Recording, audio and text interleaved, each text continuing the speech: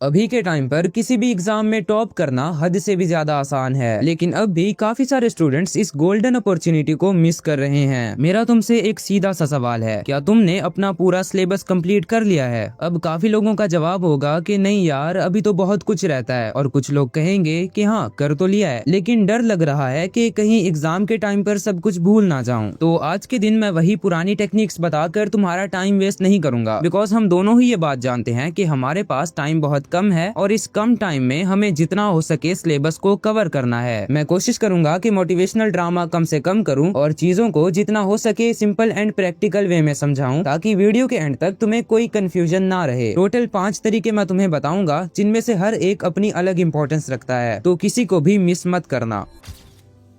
हम सबको फिजिक्स के लॉस भूल जाते हैं, राइट? लेकिन नारुतो की बैक स्टोरी और इताची के सैक्रिफाइसेस हमें हमेशा याद रहते हैं। क्यों? ऐसा इसलिए क्योंकि हमारा दिमाग स्टोरीज और इमोशंस को गले लगाता है और बोरिंग फैक्ट्स को दूर भगाता है। अब तुम जेमिनाई का यूज करो अपना स्टोरी टेलर बनाने के लिए। उसे कहो कि मुझे फुलां बुक के फुलां कॉन्सेप्ट को एक एनिमे के सीन के थ्रू समझाओ, देन उसको एक प्रॉपर आंसर फॉर्म में लिखो ताकि मैं उसे एग्जाम में लिख पाऊँ। फॉर एग्जाम्पल, मैंने अभी से कहा कि मुझे SN2 के मैकेनिज्म को तांजीरो और अकाजा की लास्ट फाइट के थ्रू समझाओ, तो इसने मुझे इतनी बारीकी से एक्सप्लेन किया कि पहली ही बार में मुझे पूरा कॉन्सेप्ट क्लियर हो गया। वेल, मेरे लिए तो ये काफी एक्साइटिंग है। तुम्हारा बैड लक ही होगा अगर तुम इसे यूज नहीं करोगे तो अब दूसरे मेथड की ओर बढ़ते हैं। किसी टॉपिक को याद करने के बाद जब तुम्हें फील हो कि हाँ अब मुझे मेमोराइज हो गया है, तो किताब को बंद करो और जेमिनाई को कहो कि मैंने ये टॉपिक पढ़ लिया है, अब मुझसे इस पर 5 मुश्किल सवाल पूछो, लेकिन शर्त ये है कि हर गलत जवाब पर तुम मुझे बुरा भला कहोगे और मेरी गलती पर मुझे रोस्ट करोगे। ये सुनने में तुम्हें थोड़ा बचकाना लग रहा होगा, लेकिन काम भी तो करता है ना। साइकोलॉजी के अकॉर्डिंग जब हम प्रेशर में होते हैं या हमें थोड़ा ट्रोल किया जा रहा होता है, तो हमारा दिमाग ज्यादा अलर्ट हो जाता है। तुम्हारे दिमाग को फर्क नहीं पड़ता कि इंसल्ट कोई रोबोट कर रहा है या इंसान, उसे बस अपनी इंसल्ट नहीं करवानी। इसीलिए वो उस इंसल्ट से बचने के लिए इंफॉर्मेशन को ऐसी जगह स्टोर करेगा जहाँ वो एग्जाम हॉल में आसानी से निकल आए।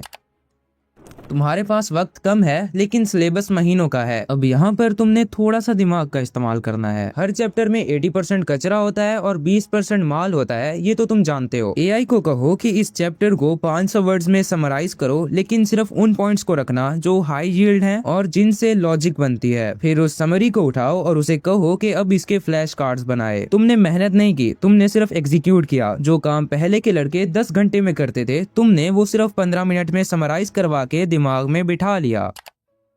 रात को सोने से 15 मिनट पहले वो टॉपिक उठाओ जो तुम्हें समझ नहीं आ रहा, उसे जेमिनाई को दो और कहो कि explain this to me like I am 5 year old. उस सिंपल एक्सप्लेनेशन को पढ़ो और फौरन सो जाओ। मोबाइल को हाथ भी मत लगाना। जब तुम सोते हो तो तुम्हारा दिमाग उस आखिरी इन्फॉर्मेशन को रिपेयर एंड ऑर्गेनाइज करता है। सुबह जब तुम उठोगे तो वो टॉपिक तुम्हें ऐसे समझ आएगा जैसे तुम उसे बचपन से जानते हो। यकीन नहीं आता ना, तो एक बार ट्राई करके देख लेना। तो अब काम की बात करते हैं। देखो, मैं किसी और AI को चुन सकता था, बट मुझे ये पर्सनली ज्यादा बेटर लगता है। अब इन सभी तरीकों के प्रॉम्प्ट्स मैं तुम्हें अपने टेलीग्राम चैनल पर दे रहा हूँ, प्लस साथ में तुम्हें एक पावरफुल सीक्रेट बताऊंगा, जिससे तुम इसकी रोबोटिक फीलिंग को खत्म करके बिल्कुल एक इंसान की तरह बना दोगे, जो तुम्हें खामखा के मक्खन नहीं लगाएगा, तुम पर गुस्सा करेगा, तुम्हें ऑर्डर देगा और तुम्हारी गलती तुम्हें हाईलाइट करेगा। लेकिन इसकी एक डार्क साइड भी है जिससे तुम्हें बचना है। AI तुम्हें रास्ता दिखाएगा, पर चलना तुमने खुद ही है। अगर तुम सिर्फ कॉपी पेस्ट करते रहे तो तुम एग्जाम हॉल में किसी भी काम के नहीं रहोगे। 2026 का टॉपर वो नहीं है जो AI का सहारा लेता है। टॉपर वो है जो AI को अपना पर्सनल ट्रेनर बनाकर अपने दिमाग के मसल्स को मजबूत करता है। याद रखना, तुम कोई चीटिंग नहीं कर रहे, तुम बस खुद को अपग्रेड कर रहे हो। AI का यूज करो अपनी कमजोरियों को ढूंढने के लिए, उन्हें छुपाने के लिए नहीं। तो मेरे प्यारे दोस्तों, टेलीग्राम पर आ जाओ और अपने एग्जामिनर को बता दो कि इस बार उसका पाला किससे पड़ा है। और